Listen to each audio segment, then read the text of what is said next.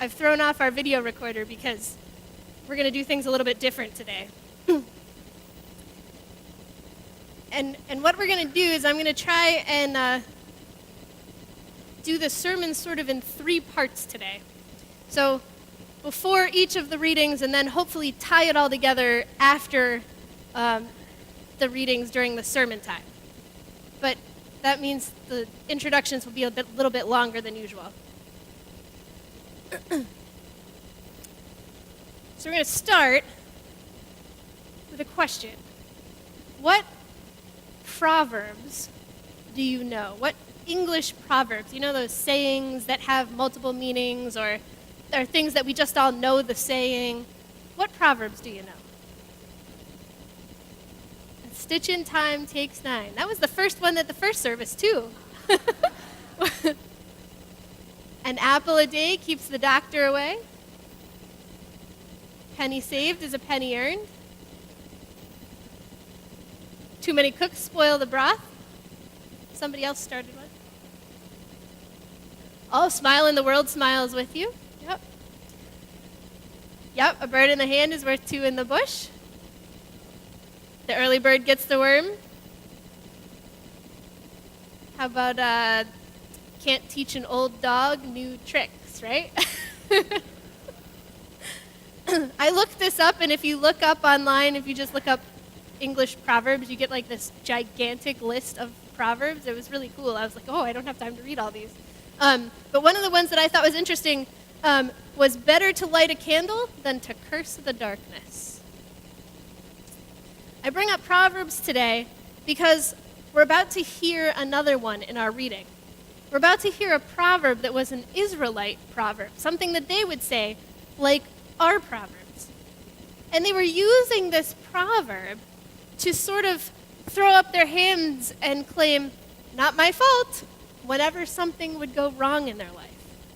The Israelites seem to think that they are suffering and they're being punished for choices that their parents or their ancestors had made. It's a classic case of, let's blame somebody else. I don't know why this would happen to me. It must be, my parents messed up, or my great-grandparents. Somebody messed up, and now it's my problem. It's their way of saying life is not fair. And in the process, they end up blaming God and just about anybody else they can think of for what's happening in their lives. It's not really an uncommon reaction. I think we all would rather blame somebody else when something goes wrong in our lives. It's easier to cry victim and then sit down and just bemoan the fact that it happened. That way, we don't have any responsibility. There's no expectation for fixing it, and there's no choices available for us because, it's not our problem. It wasn't our fault. Somebody else did it. We have no ownership whatsoever for what's happening. A couple of fictitious sort of scenarios. Imagine that you picked out a nice piece of land and you decided to build your dream home there. And you spent your time and your money and you put a ton of work into it and you built this beautiful home. And when you were done, everything was perfect. But then it was a very rainy year. And somehow, some of that water kept getting in your basement. And you realize this might be an ongoing kind of problem. And so you start to blame people. You blame the builders, you blame the person that sold you the property in the first place, the land itself, the weather, the inspectors, the contractors, somebody else's fault. Anybody. So that this isn't your problem. Or imagine maybe for some of our younger generations, imagine you went to buy a new phone, that new iPhone 6 maybe, or a new video game system or something, and you did all the research and you checked the reviews and you went to the store and you played with it for a while and you're like, yeah, this is what I want. And then you take that game system and you get it home and you take that phone, you get it home, and 2 days later you drop the phone and you break it. Or you discover that that video game system needs a couple extra cords or a plug-in to your television that you don't have on your television. And then you start blaming people. The people who made the device, the salespeople, the people that wrote those reviews, the members of your family that didn't stop you from buying it in the first place, the company, anything.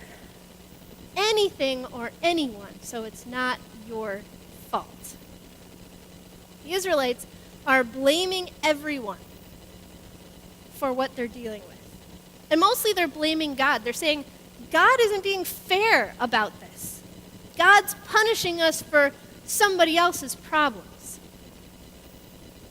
And God's response is basically, you've got it all wrong. God talks about being fair, more fair than the Israelites really want God to be. And then God says, make a choice. Don't sit around and talk about whose fault it is. Do something. Make a choice. In those scenarios we were just talking about, you might say, rather than blaming everyone else, now that the house floods, figure out what you're going to do about it. What choices do you have for how to fix it? How will you take the next step? Or the phone or the video game, what choices are available to you? What do you plan to do to correct what has happened? How do you keep moving forward? God says to the Israelites, choose. Make a choice. So listen to that reading.